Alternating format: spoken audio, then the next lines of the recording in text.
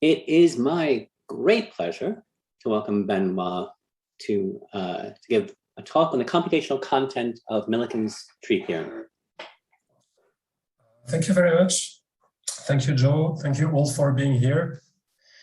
So some of you already saw this talk. Last time I gave it, it was a bit long, so I tried to shorten it a little bit. So this is joint work. I'm going to present joint work with Paul Elliott, Angles Doriac, Peter Sholak, Damir Zafarov, and Ludovic Paté. So it is some work we've done about theorems like Ramsey's theorem, so that some other infinite combinatorial theorems. So I briefly recall about what Ramsey's theorem is. So Ramsey's theorem for pairs. So here you have a finite version of Ramsey's theorem for pair, which says, so one way to state it is to say that at a gathering of 6 people, at least 3 of them all know each other, or 3 of them all don't know each other. So if you have a graph, a fully connected graph with where links can have 2 colors, you can have 3 edges. 3 vertices, all connected by links of the same color. So here you have one, which is it here? Oh, 1, 3, 4. 1, 3, 4, all connected with blue. And so you have the infinite version of it. So for the infinite version, I introduce this notation. So A to the n means all the collection of subsets of A of size n. So Ramsey's theorem for 2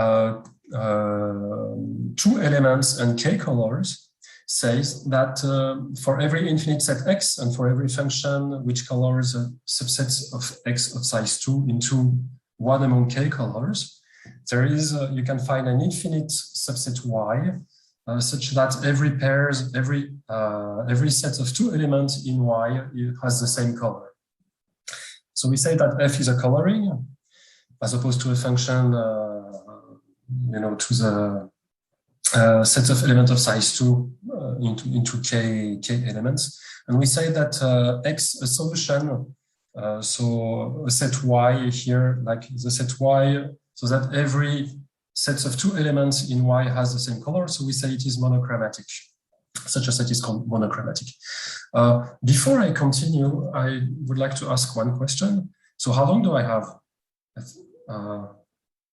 Is it about like 50 minutes? 50 minutes is good. 50 minutes. Okay, thank you.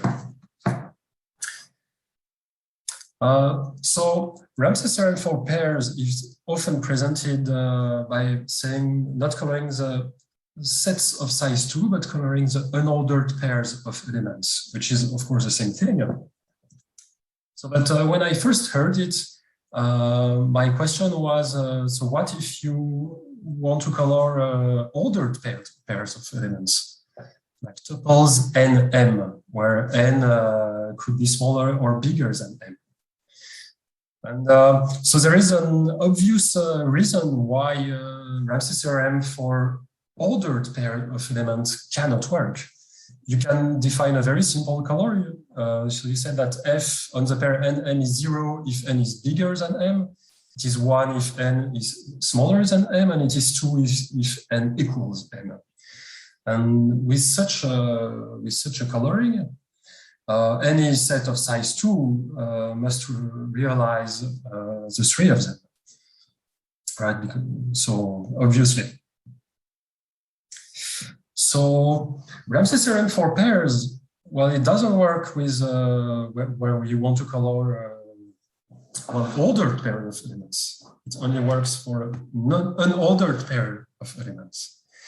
But nonetheless, you can still say something meaningful about it. So suppose we start with k colors, and k must be as big as you want. So there is a way to find an infinite set which maybe will not be monochromatic, but it will keep not more than 3 colors. And it doesn't matter how many colors you start with in the beginning. So it's quite, when you have this color f, you simply define a color G0 by assigning to the set NM, the color F and M, where N is smaller than M. Then you find a monochromatic set X0 on which G0 is monochromatic.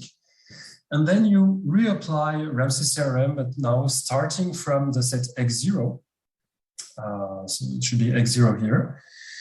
But this time you color the set NM with the color F of NM, where N is bigger than M. And then you find an infinite set X1, a subset of X0, which is monochromatic for G1. Well, and then all you have to do is apply the pigeonhole principle to find an infinite subset X2 of X1, on which the color F of NN is always the same. Well, so the conclusion is that you can always reduce the number of colors from K to 3. And it is something meaningful to say. It's not, okay, it's not just one color, it's not a monochromatic set, but it's not nothing. You can reduce always, you can always reduce it to 3 colors. So if we take, try to abstract, have an abstract view of what I sketched. So a general question is the following. You start with an infinite mathematical structure G, and you consider some collection S of G of finite substructures of G. And the question is, does there exist a number L such that for any K strictly bigger than L and any coloring of all the finite substructures of G into K colors, you can find an infinite substructure G prime, which is isomorphic to G, but such that you reduce the number of color to L or less than L. So if, so given S of G, if such a number L exists, so the minimum such number L is called the big Ramsey degree of S of G in G. So for instance, the big Ramsey degree of sets of size 2, so non-ordered pairs of elements. So for any infinite set X is 1. It is Ramsey theorem for pairs. And the proof I sketched on the previous slide say that the big Ramsey degree of any pair of integers in the product X times X cross X for X infinite is 3. So are there other natural big Ramsey degrees? So the first theorem I'm going to be interested in is what we call the Swordteran from Devlin, Devlin's theorem. So it is basically the same as, so here stated, so it is the same principle as the Ramsey theorem, except that this time we want to color rationals. And we want to find an infinite subset of the rational, which is still isomorphic to the rational, but only keeps one color or as few color as possible. So we start with a simple, the simplest possible version of Devlin's theorem. So we have K color, and we want only to color one rational. So we have a color, which take a rational and assign it one color among K. So the theorem says that there is an infinite set X, which is isomorphic to the rational, and which is monochromatic. And as for Ramsey theorem, the proposition here, it remains true starting with any set which is order isomorphic to the rational. So you can iterate the theorem again and again. And using this, it's easy to see that Devlin's theorem for K color implies Devlin's theorem for K plus 1 color. You just repeat it, right? You have 3 colors, you group 2 colors into 1, you find an infinite set which is monochromatic for your new color, and then if needed, you iterate Devlin's theorem again to find a set which is monochromatic for your original color. So Devlin's theorem is actually, so for singletons, is very simple to prove. Either you have 2 rationals Q0, Q1, such that the color inside Q0, Q1 is already monochromatic. So in which case you just take the set of rational between Q0 and Q1. Or for every Q0 pairs of rational Q0, Q1, you can find a rational in between which has color 1. And if this is true, then you can construct even compute a set of rational which is older, which is isomorphic to the rational and only have color 1. So things become interesting when we consider coloring not just one rational, but pairs of rational, unordered pairs of rationals. So here I call the principle Dtnk. So Dtnk say that for any coloring of the n-top, so sets of rationals of size 2 into k colors, there is an infinite set X which is order isomorphic to the rational, and such that every sets of rationals of size 2 we can form within this infinite set X has the same color, so a monochromatic set. So we saw that dt12 is a theorem, but unfortunately, it turns out that dt22 is not a theorem. And again, this is quite easy to see, but not as easy as it was previously, because here you need to see this, you need to somehow add some sort of structure to your rationals. So you enrich your structures of rational in the following way. Now you assign to each rational, you assign it some integers. So basically you fix some enumeration of the rationals, doesn't matter which. And then you define a color, and you say that the color of the set of rational Qn, Qm is 0 if n is smaller than n and 1 otherwise. So now for any set X, which is order isomorphic to the rational, well, if you take any rational Qn in your set, because you have only finitely many integers smaller than n, but you have infinitely many rational which has to be smaller than Qn inside X, and also infinitely many rationals which has to be bigger than Qn in X. So there must exist two numbers m1 and m2 sufficiently large, so which are in particular bigger than n, such that Qm1 is smaller than Qn, which is smaller than Qm2. And then the two colors are realized within X. So dt22 doesn't work. And as a matter of fact, we will see that it's as bad as it can be. So the big Ramsey degree of the pairs of rationals is at least 2. In fact, we will see that it is, in fact, 2. So instead of the principle Dtnk, which is not a good principle, it doesn't work. So we're going to write Dtnkl. So Dtnkl means basically if you color the n-tuples, so the unordered n-tuples of rational with k color, you can find an infinite set X isomorphic to the rational, such that you reduce the number of color from k to L. So Devlin's theorem now says that for any n, there exists a number Tn sufficiently large.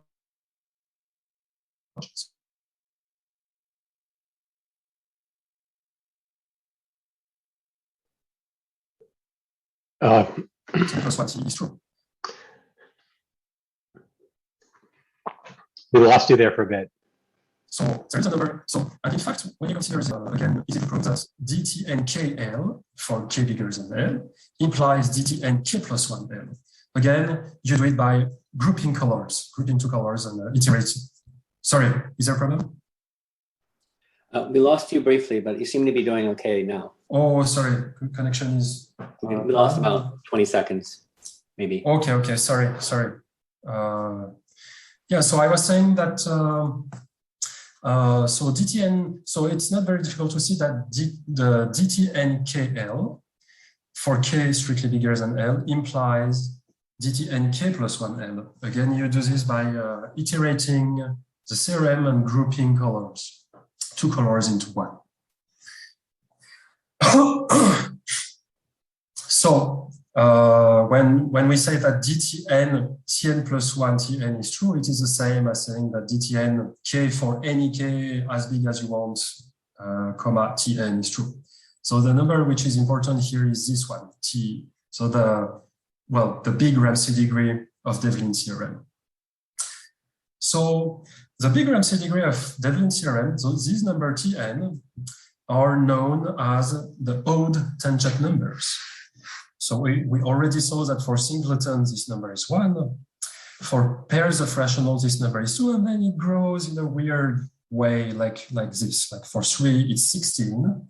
So meaning like if you color the number of the triples, so the triplets, unordered triplets of rational into any like 1,000 colors, you can find an infinite subset of rational isomorphic to the rational, so that every unordered triplet of element, well, you keep only 16 colors. Then for T4 is 272, etc., etc. So we will see a bit later in the talk, if I have time,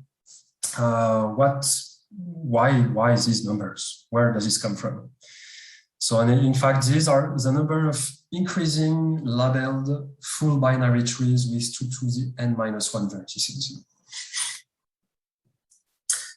Okay, so and finally, I'm now going to talk about well, Millikens tree theorem, and we will see how it is in fact connected with Devlin theorem.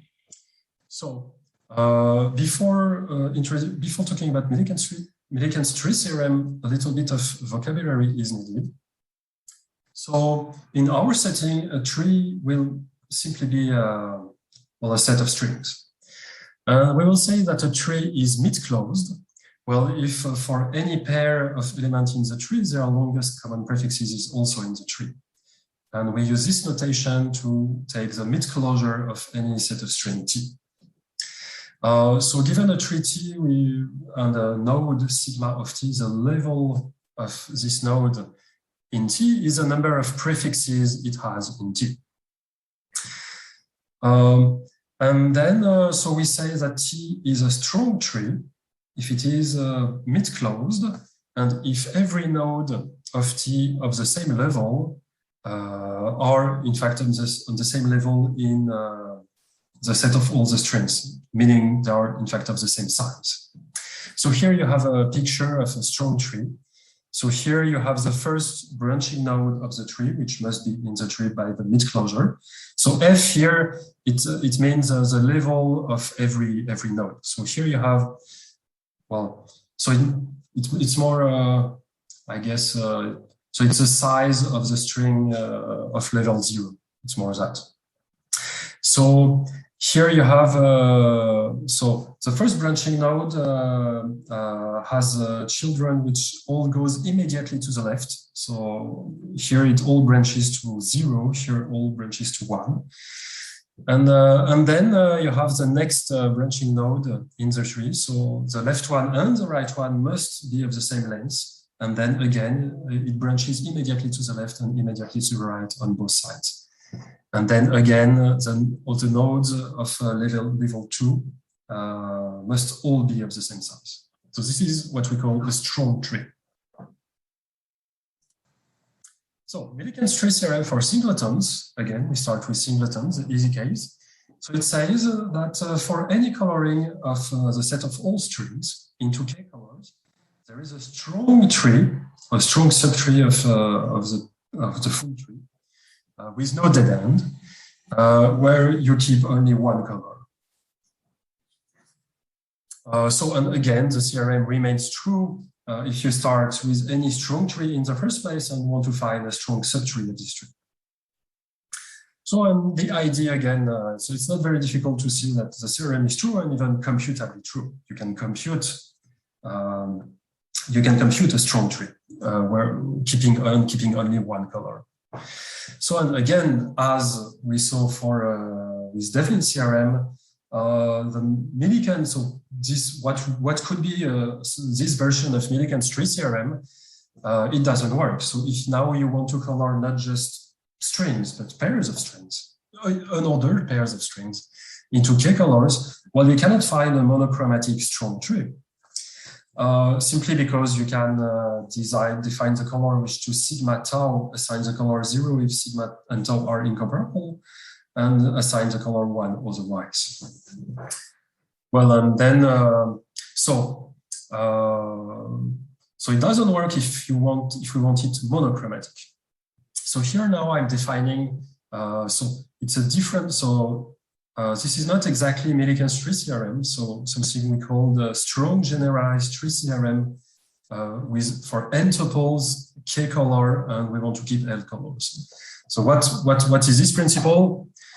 It says that for any coloring of the unordered n tuples of strings into k colors, there is a strong subtree with no dead ends such that you keep l colors.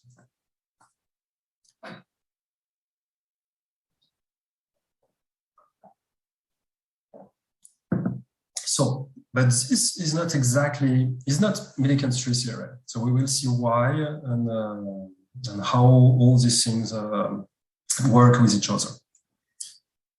So we saw that, so I come back to the previous slide briefly.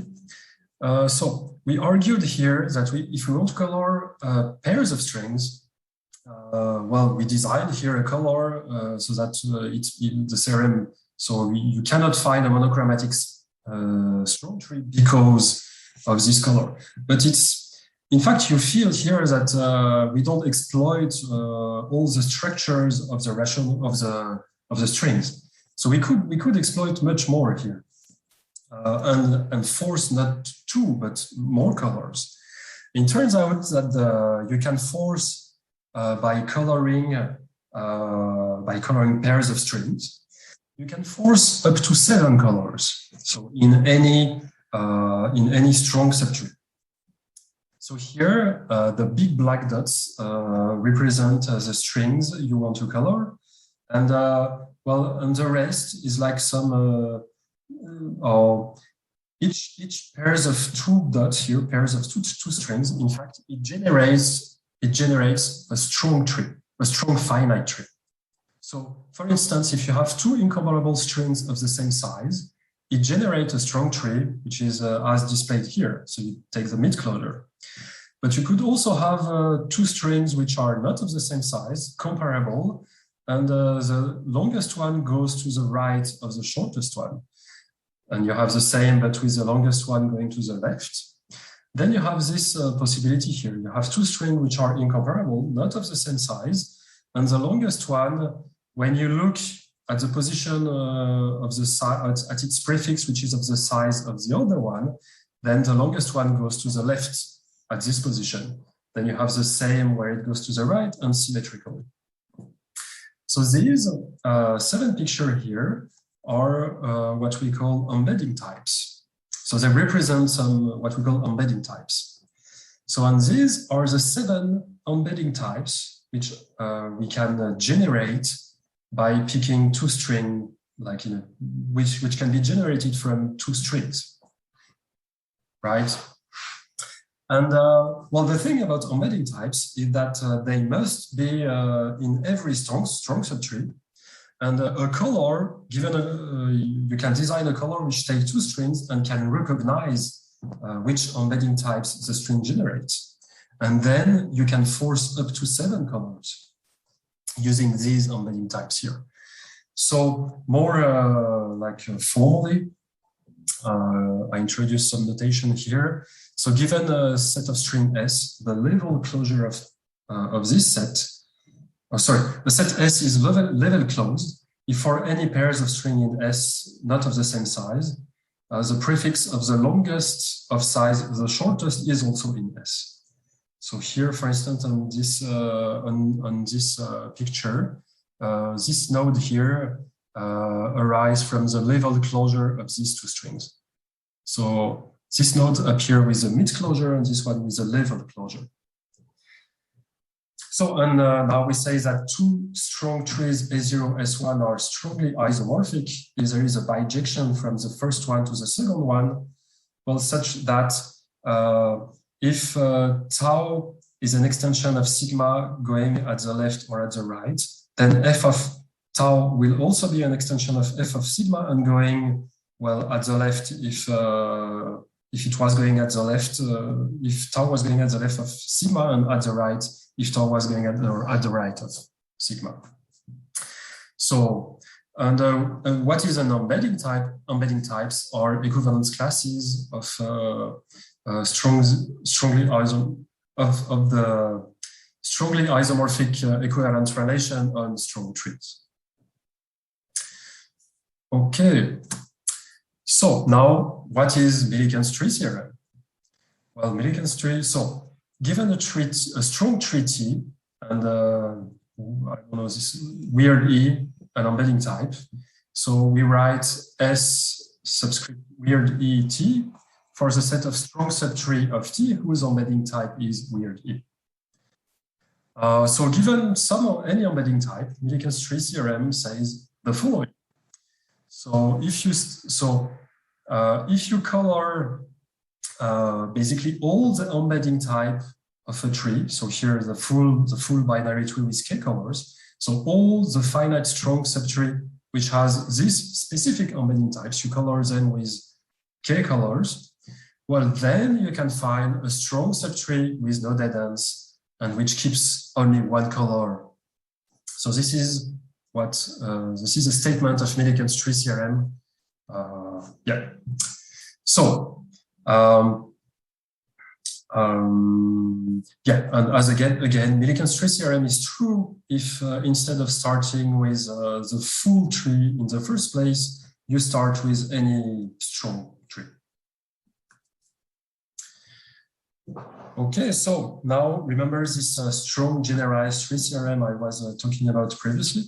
So basically, strong generalized tree theorem is like the application of Millikens tree theorem for every embedding types, sort of.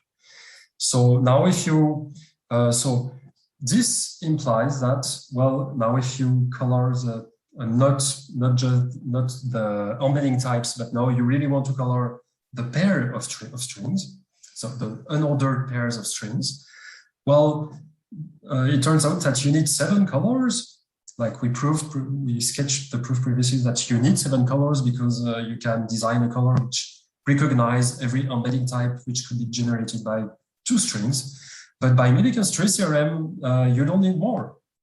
So in fact, if you start with 8 colors or any number of colors, you can always reduce it to 7 colors, simply because you can iterate Millikens tree theorem 7 times to make it monochromatic of all the possible 7 embedding types. So now a little bit about so the reverse mathematical aspects of these theorems. So it turns out what we can in the analysis of Millikens tree theorem, it's enough to analyze these special cases of embedding types. So the full embedding types of height 1, the full of height 2, the full of height 3, etc., etc. Well, and the reason is because so the Milliken tree theorem for, say, these embedding types of size 2, well, it implies the Milliken tree theorem computably for any other embedding types of height 2, and same with height 3, etc., etc., etc. So I will write Sn of t to denote well the set of all strong subtree of T, which has embedding type, the full embedding type of heights n. And Dtnk denotes the Millikens tree theorem for this full embedding types of heights n and k color. So what I was saying just previously, that computably you have that Millikens tree theorem for the full embedding type implies Millikens tree theorem for any embedding type of the same heights or lower. Well, and the reason is because you can, well, forget some nodes which are not here. So this is, well, the embedding types we are interested in. So you already see that this, for the embedding type of heights 1, just coloring singletons, the theorem is computably true. It's not the fact anymore with starting from embedding types of heights 2. So we have an upper bound. So a care analysis of Millikens tree theorem showed that every instance of MTT n2, a computable instance, has a delta 0 to n-1 solution. and is then provable in ACA0. So now for the lower bound, well, it's not very difficult to see that Millikens tree. So if you have any embedding type of heights n, the Millikens tree theorem for this embedding type implies Ramsey theorem for n tuples. Simply because you can forget the structure of nodes and just keep their lengths. You can just keep the length of the node and transfer a color on embedding type into a color on integers.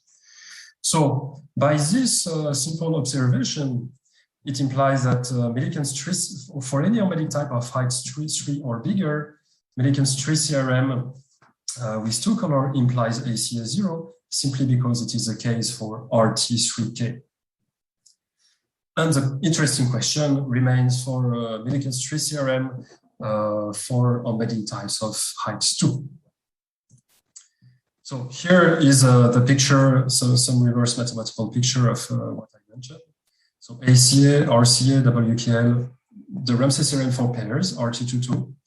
So Millikens tree theorem for embedding types of heights trees, they are all equivalent to ACA0, which is also equivalent to RT32, RT42, etc. And these are the questions which remains. So Millikens tree theorem for trees of height 2, embedding type of height 2.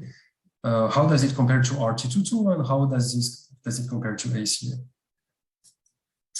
So it follows from some old result of Pate that in fact RT22 does not imply Millikens tree theorem for the full tree, the full embedding type of heights 2.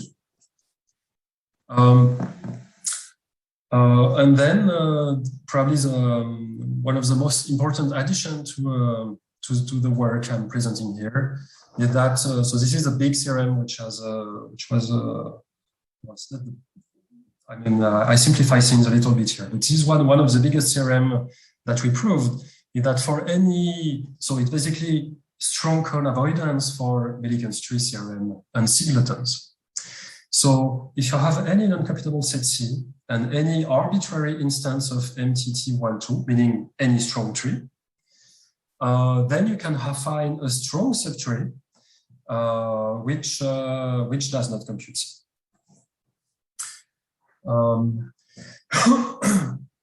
So I'm using this, and in fact, something which is a little bit stronger than this, you can prove that you have, in fact, cone avoidance for Milliken tree theorems and the full embedding type of size 2.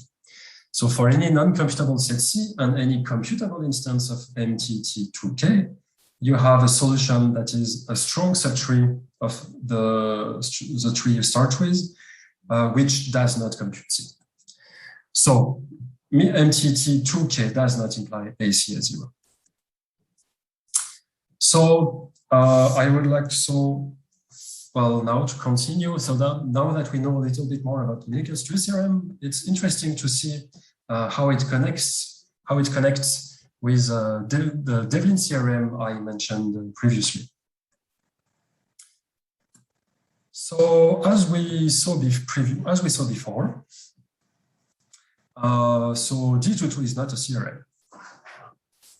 And so can we show that, and I said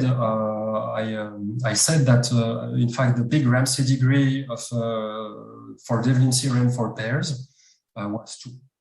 So in fact DT232 is a theorem, but how do we prove it? And in fact we can prove it by reducing it to Millikens tree theorem. And so the way we do this is simply by so we equip all the set of all strings with some order, which is order isomorphic to the rational. So this is basically the start of the picture. So how you do such a thing.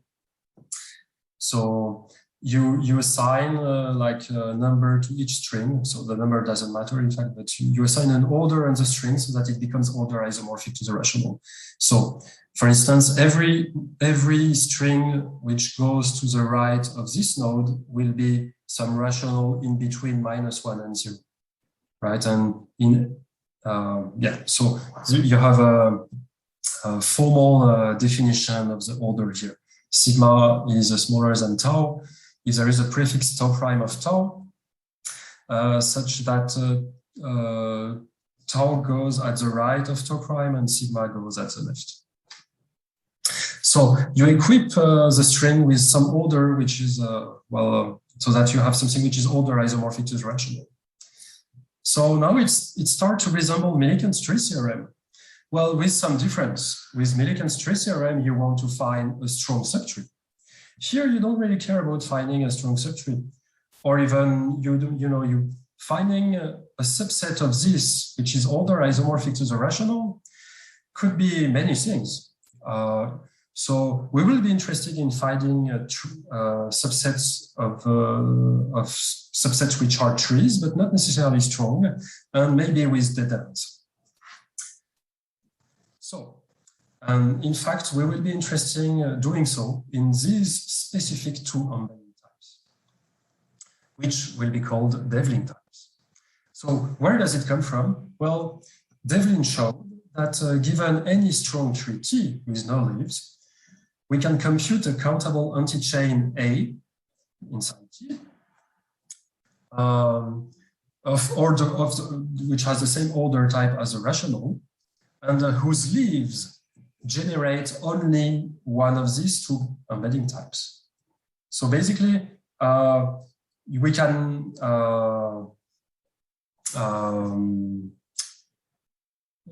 so we can compute. So given the full tree we start with, we can compute an anti-chain such that we keep only these two embedding types. And and this gives the concept of what we call Devlin type. So a Devlin type of size n is the equivalent class of finite strong tree with n leaves, and such that every element in the closure, so in this set of strings and the closure of this set of strings, is of different size. And every node which is not a leaf and not branching goes at the left. So here you see we have two strings, it generates some embedding type. And indeed, every node, including the one in the closure, has different size 0, 1, 2. And the node which does not come from the closure, but it comes from the level closure. So this one doesn't come from the mid closure, but from the level closure. And this node here, it goes at the left. And same here. So we call these tuple types. So it's not really important that going at the left, it could have been going at the right. It's just in the process of suppressing as many embedding type as possible. Well, if we keep those if we remove those where we go at the right, then we have to keep those which go at the left. But it could have been the other way around. This doesn't really matter. So the Devlin types can in fact be put in bijection with what we call Joyce trees. So Joyce trees are simply increasing labeled full binary trees with 2 to the n-1 vertices. So this is an example of a Joyce tree. So with increasing where the label are increasing. So, and this is the corresponding Devlin type here. So the label simply means the level of the leaf weak. So the level of the node. So here level 1, level 2, level 3, level 4, and level 5. Well, and then to know the specific number, so the big Ramsey number of Devlin theorem is in fact the number of Joyce trees of height n. So for instance, so Joyce trees of size 3, you have 16 of them, and these are 8. So 8 among the 16 Joyce trees of size 3, and the other 8 are symmetrically defined.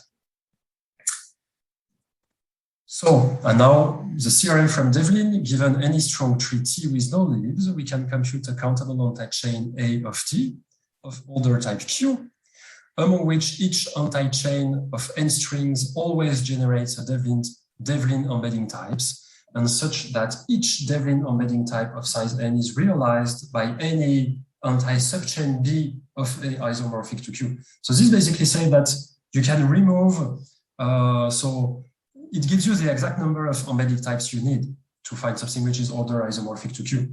You need all those which correspond to a Devlin type. And once you kept those one, you cannot do better. So you have to keep any, and then any possible sub-anti-chain will keep all of them, doesn't matter what. So and now by iterating Milliken's tree theorem on each Devlin type, you get exactly Devlin theorem and these weird numbers that we saw previously, Dtn, which corresponds to so the odd tangent number that I mentioned before. So Dtn, Dtn plus 1, Dtn is a theorem where Dtn is a number of Joyce tree of size n. And it is furthermore provable in ACA0. So it's okay. So so I have a few things to say about which I think are interesting about the generalized tree theorem. So before moving to the last part, so it's interesting to look now at DT232 from a reverse mathematical point of view. So in particular, does it admit cone avoidance or does it prove ACA0? So because DT232 is a consequence of NTT weird E3, but where weird E is on some embedding type of height 3, not of height 2. And we have cone avoidance for the embedding types of height 2, but not for those of height 3. So and it is in fact possible to prove that you can design a computable instance of DT232, every solution of which computes the hunting problem. And it can be a little bit improved with full color and keeping 3 among 4. So in fact, for any n bigger than or equal to 2, the Devlin theorem is equivalent to AC0. And the last part, the generalized tree theorem, which I think is so some interesting extension of Milliken's tree theorem and the strong generalized tree theorem. So remember this strong Milliken's tree theorem care about colors of embedding types. Strong generalized tree theorem cares about coloring just n tuples of strings. So, and we already saw that we can force 7 colors when we care about coloring pairs of strings. So I write ESTTN, so for the number of embedding types generated by n strings. And it is clear, so we saw that strong generalized tree theorem for 2 strings, we start with 8 color, we want to keep 7, is provable in ACA0, and it's false before that. 7 is the big Ramsey degree of pairs of strings with respect to strong trees with no leaf. But in fact, this does not iterate as we may think. So in general, for say, if you want to know you color triples of strings, well, the number of embedding types that are generated by 3 strings is not a good indicator. So it doesn't correspond to the strong to the big Ramsey degree of the structure. Simply because starting with 3 strings, it doesn't appear with 2 strings, but starting with 3 strings, it may be that 3 strings generate the same embedding types, but not in the same way. So you have an example here. These 3 strings here generate this embedding type. And also these 3 here generate the same embedding type. But the strings in the generation of the embedding type, it doesn't play the same role. So a color that you could define a color which recognize that and then force you to use more, to keep more color. So this is where we introduce the notion of tuple types. So this is refinements on the equivalence class of embedding types. So sort of a refinement because it's a relation of n tuples of strings. So tuple type is basically 2 strings are two sets of strings are equivalent if they generate the same embedding types and their role is the same inside these embedding types. And this equivalence class gives you the tuple types. So now using the tuple types, so if Tn is the number of tuple types generated by n strings, now you have that strong generalized tree theorem for n tuples of strings, and Tn colors is now it becomes a theorem. So now this number here becomes really the big Ramsey degree of this theorem. So you have the first few numbers here, so for embedding types and tuple types. So you can see that you have a little bit more tuple types here. And so we computed those numbers with, it was generated by a brute force computation, but we couldn't, this sequence doesn't appear in the online encyclopedia of integer sequences. So it appears to be new meaningful combinatorial sequences that maybe are worth investigating. So in particular, there is probably a way to have fast computation of these numbers, but well, this is a problem for finite combinatorists. So it's nearly the end. So I quickly finish by mentioning that theorems similar to generalized tree theorem or strong generalized tree theorem were studied previously. So Chubb, Hurston, and McNichol studied what they called. This is why we found all these other big names like generalized, strong generalized, because Dtnk already existed, tree theorem. So tree theorem refers to, so now we want to color n tuples, not of any strings, but you still start with a tree, but you want now to color tuple of comparable strings. So now you care only about comparable strings and you want to color them with k colors. And so the tree theorem say that you can find a monochromatic perfect tree, but not necessarily a strong monochromatic perfect tree. In fact, with strong you cannot.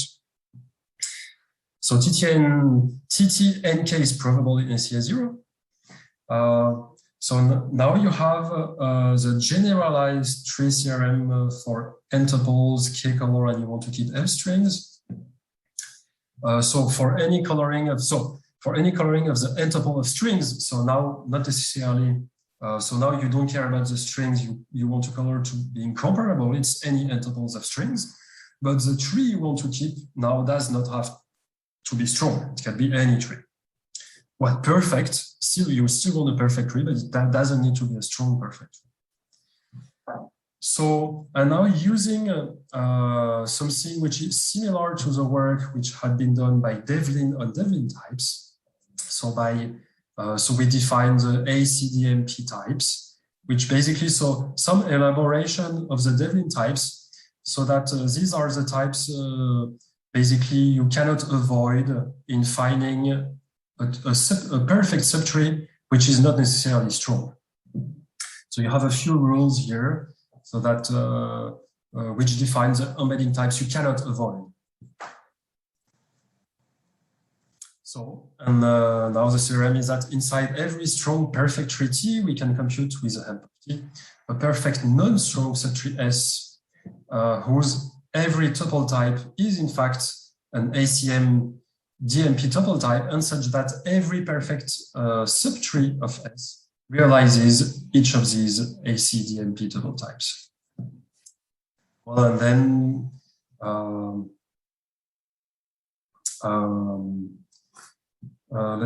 what am I writing here? The number tuple types. Yeah, so if we write this number is the number of ACDMP tuple type, and this number is the number of embedding types they belong to. So these two new sequences of number. So we have, again, it follows from the Millikens tree theorem, that generalized tree theorem for n tuples of strings, and this two number here is a theorem which is provable in ACA0, with this number here being the big Ramsey degree of n tuples of strings with respect to not necessarily strong perfect tree. And from this work, it also follows that the theorem proved before from Chubb, Hurston, and McNichol, of course, follows from all this, simply because you can find inside any perfect tree, you can find a perfect subtree, so that the only ACDMP total type, which remains where strings are comparable, well, you have only one which remains. So basically one string and the other one going at the left. And same for any n, like n strings all going at the left of each other. Okay, so I end with a few questions. So here you have, again, some computations of all these numbers I presented, the embedding types, the tuple types, the embedding types we cannot avoid in any perfect tree, and the tuple types we cannot avoid in any perfect tree. So well, there is still many interesting questions. Well, so the first question is about the computational complexity of computing all these sequences, which I don't think I couldn't find anything about that in the literature. And then, so we saw that every instance of Dtnk admits delta zero. Does every instance, so we can design instance of computable instance of Dtnk, which computes some n iteration of the halting problem, but we need to go up to 2 to the n-1 to compute a solution.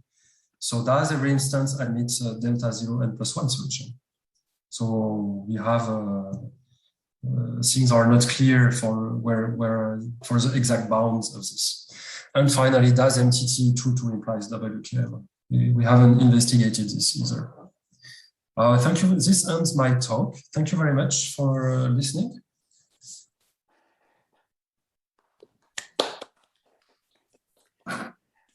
Thank you, Benoît. That was really nice. Are there Open the microphone on. Are there any questions? Questions, anyone?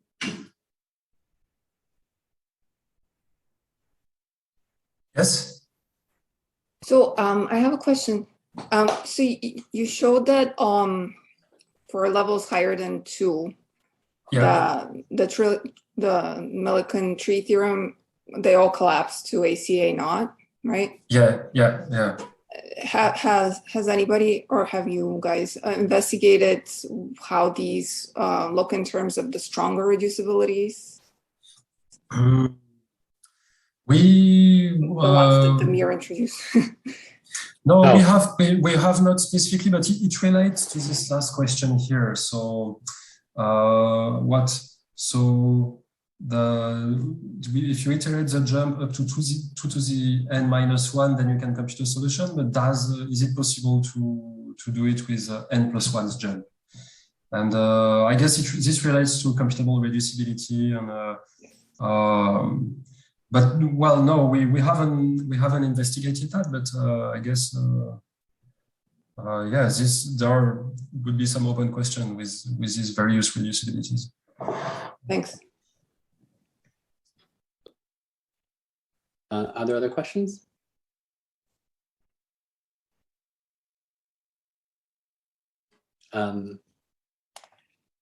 If not, let's thank Benoît again. Thank you very much.